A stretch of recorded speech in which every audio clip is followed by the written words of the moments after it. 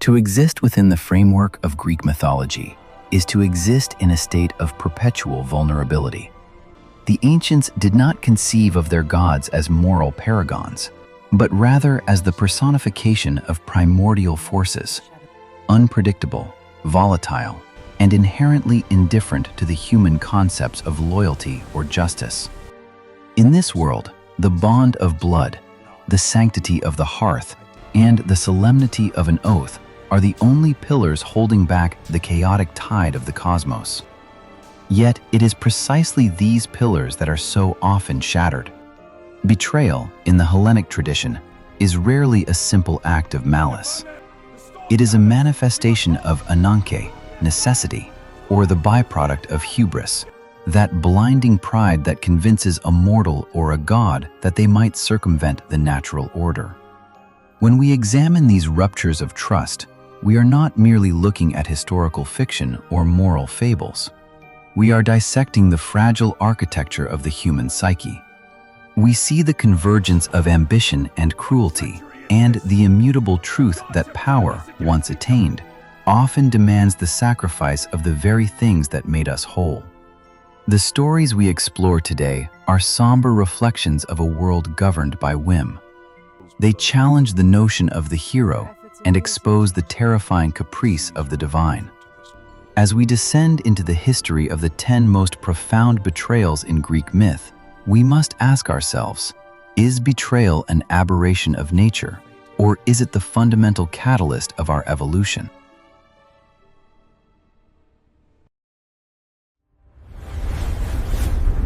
Unveil the legends. The winds at Aulis did not blow. They remained stagnant, a suffocating silence that mirrored the paralysis of the Greek fleet. Thousands of ships sat idle, their sails limp, as the morale of the greatest army ever assembled began to rot under the unrelenting sun. This was the cost of a king's arrogance. Agamemnon had inadvertently offended Artemis by boasting of his prowess as a hunter, and the goddess, in her cold divinity, demanded a toll that transcended gold or territory. She demanded the blood of his eldest daughter, Iphigenia. Agamemnon stands as the archetype of the political animal. His betrayal is not born of a sudden flash of hatred, but of a calculated, cold-blooded weighing of scales. To save his reputation, to maintain his command over the volatile kings of Greece, and to fulfill a vow of war that had become his entire identity, he chose to dismantle the most sacred bond in existence, the protection of a father for his child. We must look closely at the psychology of this moment. Agamemnon was not merely choosing between a daughter and a war, he was choosing between his private soul and his public mask. He found the mask more valuable. The machinations of this betrayal were particularly cruel, steeped in a level of psychological warfare that borders on the sadistic. Agamemnon did not summon Iphigenia to an altar with the honesty of an executioner. He lured her with a lie, promising her a marriage to Achilles, the greatest warrior of the age. He used her hope, her youth, and her desire for a future as the very bait to lead her to her end. Consider the transit. Iphigenia traveled to Aulis with her mother, Clytemnestra, their hearts full of the transient joy that precedes a royal wedding. She arrived in Aulis cloaked in the white of a bride, perhaps clutching a veil she believed would be lifted by a hero. Instead, she found the cold, unblinking steel of a sacrificial knife, and the averted eyes of a father who had already mourned her in his mind to ease his own conscience. This act represents a fundamental rupture in the oikos, the Greek concept of the household. When the head of the house destroys the foundation of the house for the sake of the state, he creates a vacuum of morality. The heroic endeavor of the Trojan War is stripped of its glory before it even begins. It is a war launched on the back of a filicide. We see Agamemnon not as a leader of men, but as a slave to his own ambition, a man who believed that the necessity of the state excused the atrocity of the act. But once that power is secured through such a harrowing cost, it does not remain dormant. It begins to reshape the world around them. It planted the seeds of a vengeance that would germinate over 10 years of war, eventually claiming Agamemnon's own life in a bathtub, struck down by a wife whose grief had hardened into an immutable blade of retribution. The labyrinth of Knossos was more than a physical structure. It was a place of objective horror, a physical manifestation of the twisted nature of King Minos's reign and the shame of the Cretan court. When Theseus entered its depths, he did so not as a conqueror, but as a marked man, a sacrificial lamb sent to sate the hunger of the Minotaur. He survived only through the intervention of Ariadne, the Cretan princess who chose to betray her own father, her own kingdom, and her own people for the sake of a stranger. She gave him the thread, the logos, the logic of the path that allowed him to navigate the darkness and slay the beast. Ariadne's sacrifice was absolute. She did not merely help Theseus, she destroyed her own world to save his. She abandoned her heritage and her security to flee with him across the wine-dark sea, trusting in the promise of the hero she had created.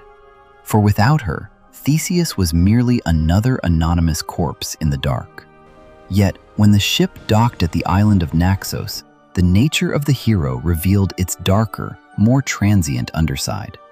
While Ariadne slept, exhausted by her transition from a princess to a fugitive, Theseus weighed anchor and sailed away. The analytical mind must pause and ask, why?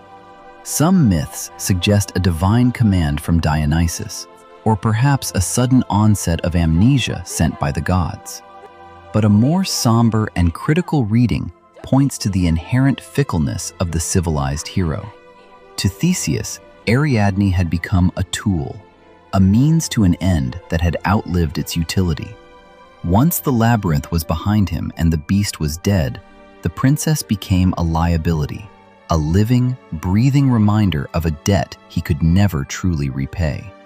To a man who wishes to be seen as self-made, the person who saved him is often the person he most wishes to forget. This desertion on the shores of Naxos serves as a haunting meditation on the asymmetry of devotion. Ariadne gave Theseus his life. Theseus gave Ariadne the silence of an empty horizon and the crushing weight of isolation. It suggests that even the most noble of quests can be fueled by a profound lack of empathy, leaving the savior as hollow as the monster he defeated. When Theseus looked back at the receding shore of Naxos, he did not see a woman he loved. He saw a loose end being tied. The hero's journey, so often celebrated, is frequently paved with the discarded lives of those who made the journey possible. In the divine hierarchy, the gift of prophecy is a burden of the highest order, a convergence of the human mind with the terrifying vastness of time. For Cassandra, the daughter of Priam, it was intended to be a token of affection, a gift from Apollo, the god of light, music, and reason. However, the gods of Olympus do not give freely, they trade. They view mortals as commodities, and their love is often indistinguishable from an obsession for possession. When Cassandra, having received the gift, refused to fulfill her side of the bargain, to give herself physically to the god, Apollo did not rescind his gift. He did something far more insidious. He corrupted it. He spat into her mouth, a gesture of profound intimacy turned into an act of metaphysical violation. He ensured that while Cassandra would see the future with absolute clarity, no one would ever believe her. This is a betrayal of the mind, the spirit, and the very function of human language. To see the impending slaughter of your kin, to see the wooden horse for what it is, and to see the smoke rising from your city while it is still standing, is a psychological torment that surpasses any physical pain. Apollo's betrayal is unique because it is immutable.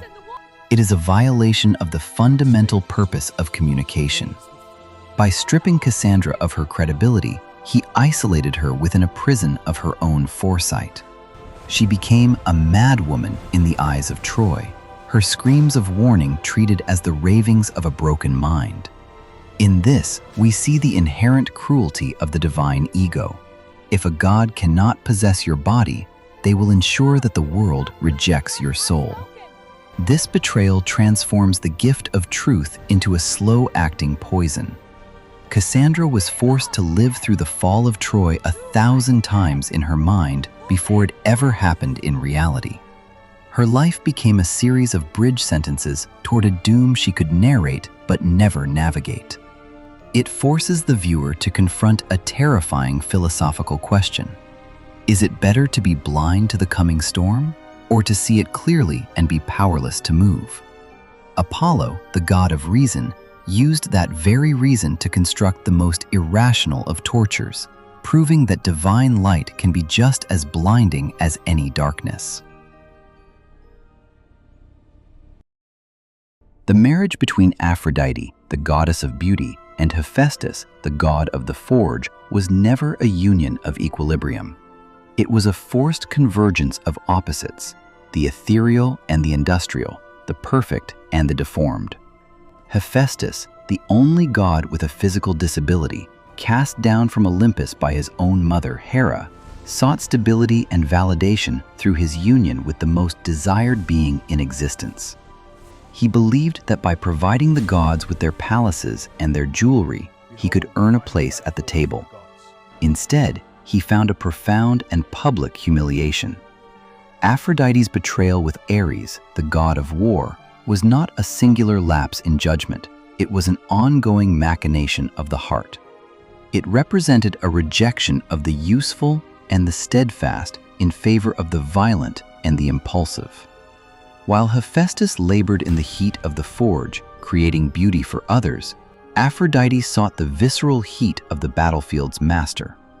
The betrayal reached its nadir when Hephaestus, using his unparalleled skill, fashioned a net of invisible, unbreakable golden chains to ensnare the lovers in his own marriage bed. He sought to expose the betrayal to the light of day. He summoned the other gods to witness his shame and their crime, expecting a restoration of order, expecting justice for a violated oath. Instead, he received laughter.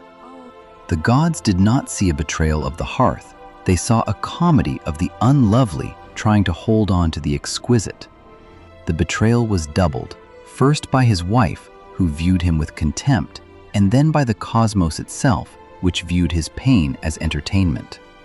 This narrative forces us to confront the inherent unfairness of the aesthetic world.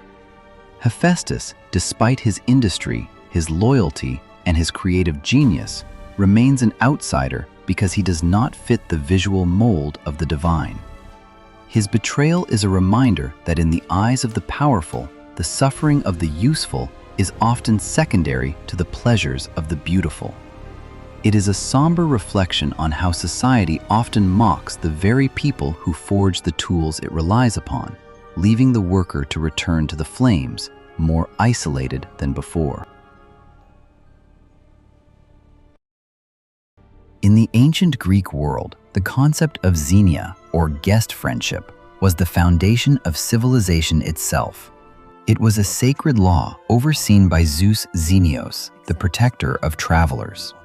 In a landscape of isolated and often warring city-states, Xenia was the only thing that allowed a stranger to travel without the fear of being murdered. To enter a man's home, to eat his bread and drink his wine, was to enter into a covenant of mutual protection that was considered immutable. When Paris, a prince of Troy, arrived at the court of King Menelaus of Sparta, he was shielded by this law. He was given the best of the larder and the safety of the roof. However, Paris did not see a host or a sacred law. He saw an opportunity. Influenced by the machinations of Aphrodite and his own transient lust, he stole away with Helen, Menelaus's queen, and looted the Spartan treasury. This was more than a theft of a wife. It was a foundational betrayal of the social contract. By violating the sanctity of Menelaus's hearth, Paris didn't just invite the wrath of a husband, he invited the collapse of the very rules that kept the world from descending into total chaos. The analytical weight of this act lies in its inherent selfishness.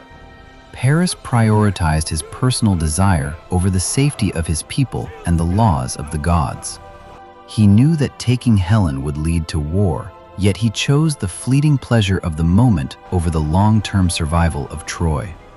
This betrayal illustrates the terrifying fragility of peace. It shows how a single ego, acting in defiance of collective norms, can ignite a convergence of forces that leads to the total annihilation of a city. The Trojan War was not started by a soldier on a battlefield, but by a guest who forgot the weight of the bread he had broken. It reminds us that when we betray the basic codes of human conduct for our own gratification, we do not just hurt an individual, we poison the well for everyone. Paris's betrayal was the first domino in a sequence of destruction that would eventually see his brothers dead, his father murdered, and his city burned to ash. It is a somber testament to the fact that some betrayals are so profound that they can only be answered by the total erasure of the betrayer's world. The story of Medusa is perhaps the most somber indictment of divine justice in the entire Hellenic canon. It is a narrative that strips away the gold-leafed veneer of Olympian nobility to reveal a core of chilling, systemic indifference. Originally, Medusa was not a creature of scales and stone, but a woman of rare grace, a dedicated priestess of Athena who had taken vows of celibacy to serve the goddess of wisdom. Her life was a pursuit of the intellect and the divine, a sanctuary of the spirit. Yet in the world of the gods, a mortal's devotion is no shield against a deity's whim. The betrayal began with Poseidon, the earth shaker, whose lust was as turbulent and destructive as the sea he commanded. He did not court Medusa, he pursued her. When she fled into the very heart of Athena's temple, seeking the protection of her patron, Poseidon did not hesitate. He violated her upon the cold marble floors of the sanctuary, turning a place of prayer into a site of trauma. This was the first betrayal, the destruction of bodily autonomy by a force that viewed her not as a person, but as a territory to be conquered. But the secondary betrayal, the one that truly defines the tragedy of Medusa, came from Athena herself. In a world governed by reason, the goddess would have directed her fury toward the encroaching god who had defiled her sacred space. Instead, Athena's response was directed at the victim. Because Medusa had been tainted, she was viewed as a blemish upon the temple's sanctity. In an act of profound, cold-blooded betrayal, Athena transformed Medusa into a gorgon, a monster so hideous that her mere presence was a death sentence to any who looked upon her. Analytically, this is the ultimate manifestation of the blame the victim archetype. To Athena, Medusa was no longer a devotee, she was a broken vessel, a ruined object that reminded the goddess of her own temple's violation. By punishing Medusa, Athena maintained the cosmic hierarchy.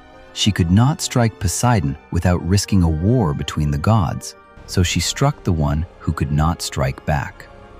Medusa was exiled to the edges of the world, her beauty replaced by serpents, her voice silenced by the stone of her victims. This narrative forces us to confront the inherent coldness of power.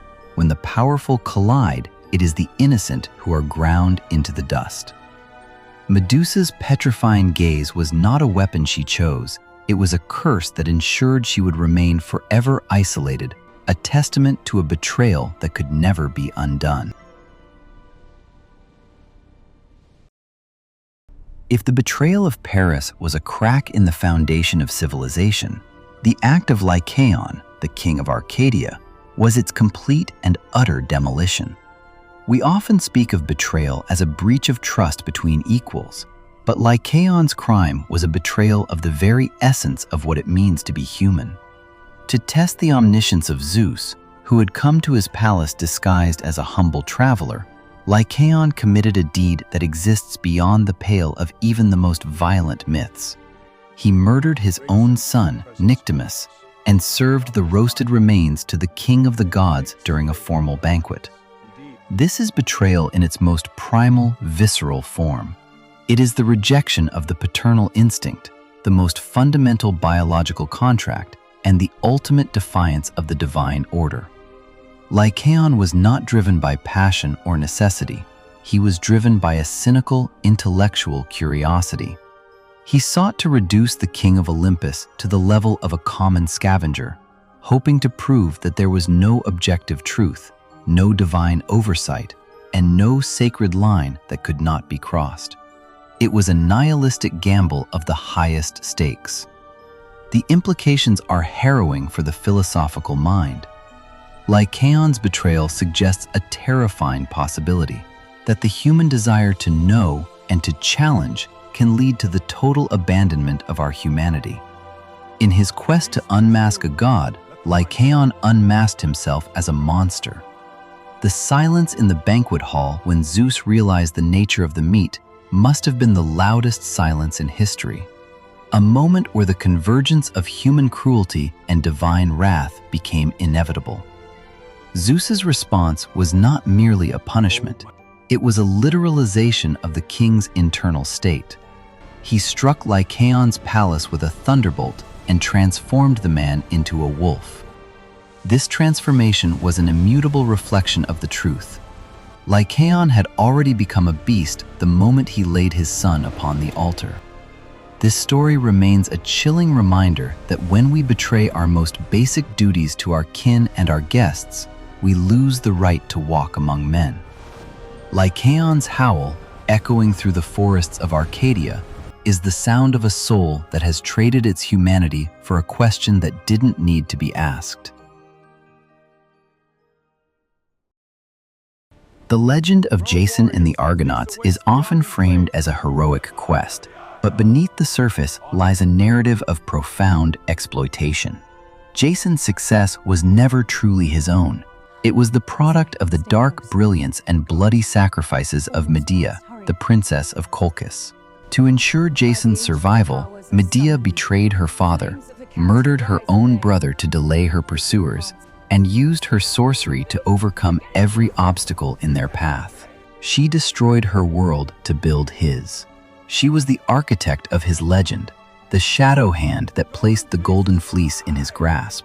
Yet, once the adrenaline of the quest had faded and they reached the political safety of Corinth, Jason's perspective shifted. He no longer saw a partner, he saw a liability.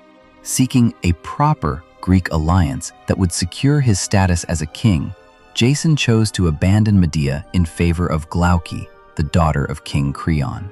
He did not do this with a heavy heart, but with a series of cold, pragmatic justifications. He practiced a form of ancient gaslighting, arguing that his betrayal was actually an act of benevolence, that by marrying into the Corinthian royal family, he was securing a better future for their children. Jason's betrayal is the archetype of the useful person, being discarded once their utility is exhausted. He attempted to rewrite their shared history, stripping Medea of her agency and reducing her to a mere tool of his destiny. He underestimated the depth of her sacrifice and the volatility of her grief. He believed he could treat a woman who had killed for him as if she were a common political pawn. But Medea was not a victim who would suffer in silence. Her retaliation, the murder of her own children and the horrific death of Jason's new bride, is the tragic, inevitable culmination of a cycle of betrayal. Jason's mistake was the arrogant belief that he could use a person's soul and then discard it without consequence. He learned, too late, that when you break a heart forged in the fires of sacrifice, the resulting explosion will consume everything you hoped to build. Jason ended his life as a broken man, sleeping under the rotting hull of the Argo, until a piece of his own heroic past fell and crushed him. a final, silent judgment on a man who betrayed the one who made him. To understand the nature of betrayal in the Greek mind, one must look to the very dawn of time. The cosmos was not born of harmony, but of a rupture between father and son. Uranus, the personification of the sky, was a tyrant of the void, imprisoning his children, the Titans and the Cyclopes, within the dark depths of the earth because he feared their potential to surpass him. Gaia, the earth, suffering under the weight of her buried children, sought an instrument of vengeance. She found it in her youngest and most ambitious son, Kronos. With a sickle of jagged flint provided by his mother, Kronos lay in wait. When the sky descended to embrace the earth, Kronos emerged and castrated his father, seizing the throne of the universe. This was the foundational betrayal, the first time that power was taken through the subversion of the natural hierarchy. It established a precedent that would haunt the gods for eons. Kronos did not liberate his siblings to create a world of justice. He replaced a chaotic tyrant with a cold, paranoid one. This betrayal is a study in the immutable nature of the cycle of power. By betraying Uranus, Kronos essentially poisoned his own future. He became obsessed with the prophecy that he, too, would be overthrown by his offspring. To prevent this, he began to swallow his children whole the moment they were born.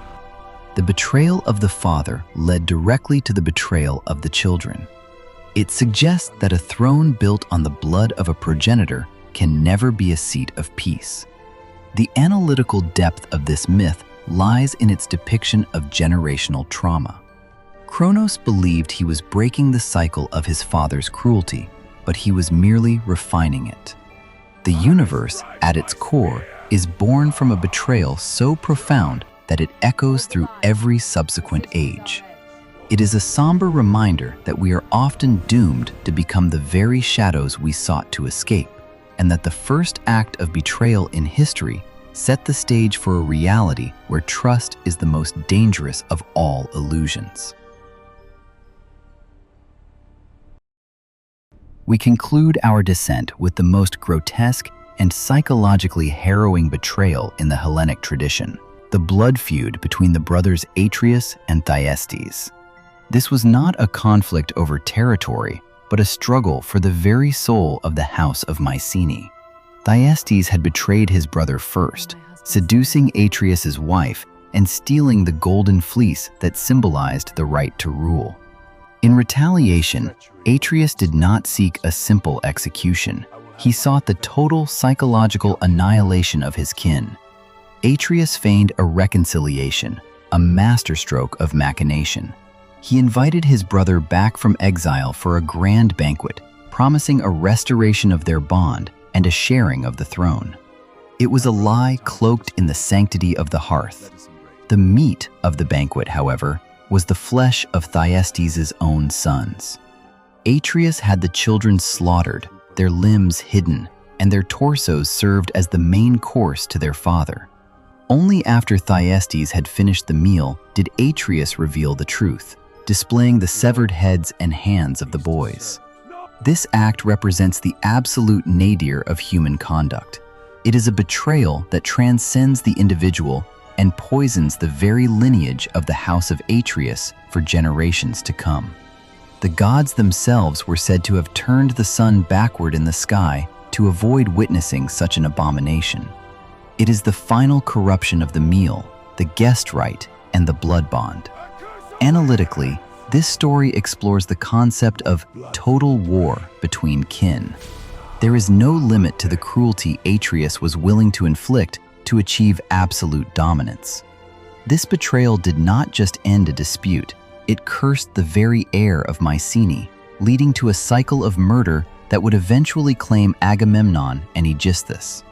It leaves us with the most somber realization of all, that the human capacity for cruelty is limited only by the imagination.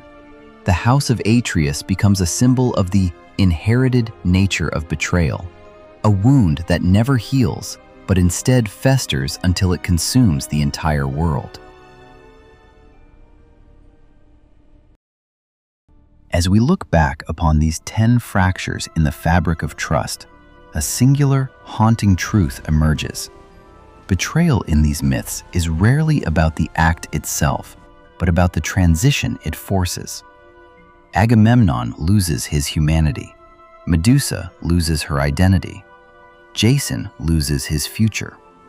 These stories serve as a mirror, reflecting the most uncomfortable aspects of our own nature, the parts of us that are willing to sacrifice others at the altar of our own necessity. The Greeks understood that the world is not a place of safety, but a convergence of competing wills. Betrayal is the friction that occurs when those wills collide. It reminds us that our bonds are both our greatest strength and our most profound vulnerability. To trust is to hand someone the knife. To betray is to use it. The shadows of the past never truly recede. They merely wait for the next heart to fail. Thanks for watching.